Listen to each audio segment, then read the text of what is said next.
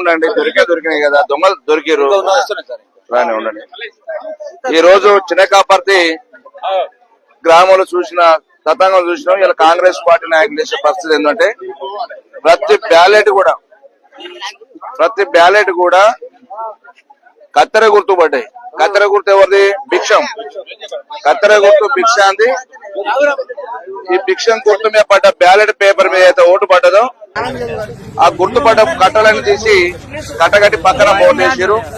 ఒక్కొక్కటి చూస్తే ఈ రోజు కాలు మోర్లేసి దొంగ ఓట్లతోటి ఇలా చిన్నకాపర్తి గాని ప్రతి గ్రామంలో కూడా ఎలక్షన్ ప్రక్రియ ఏ రకం జరిగిందంటే ఎప్పుడైనా లంచ్ టైంలో 1 ఎలక్షన్ క్లోజ్ అయిందంటే 2 గంటల తర్వాత స్టార్ట్ చేస్తారు.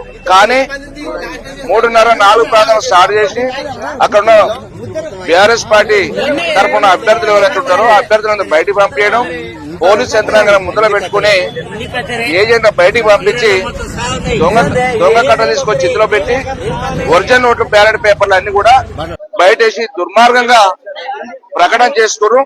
గిన్ని కట్టలు అంటే 1 కాదు 2 కాదు 100 కట్టలు ఈ రోజు ఈ రకమైన పరిస్థితి చేసినట్టు ఎంత దుర్మార్గం అంటే ప్రతి చోట కూడా నగరగారి నియోజకవర్గంలో కానీ ఇది రాష్ట్ర వ్యాప్తంగా కూడా ఉన్నట్టుగా అనుమానం వస్తుంది.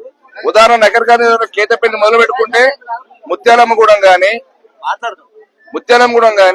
కేతపల్లి గాని ఇనుపాములు గాని ప్రతి చోట ఒక్క ఊరని చెప్పేటట్లేదు. ప్రతి చోట కూడా కరపర్తి గాని అన్ని కౌంటింగ్ కూడా 4 గంటలకు స్టార్ట్ చేశారు. కారణం ఏంటని మనకు అర్థం కాలేదు.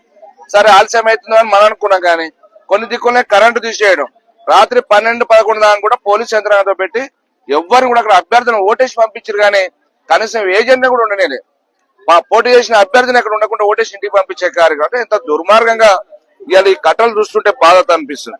ఇది రేవంత్ రెడ్డి పరిపాలన, ఇక్కడ ఉన్న రౌడీ ఎమ్మెల్యే యొక్క పరిపాలన ఏ రకంగా ఉందని స్పష్టంగా కనబడుతుంది.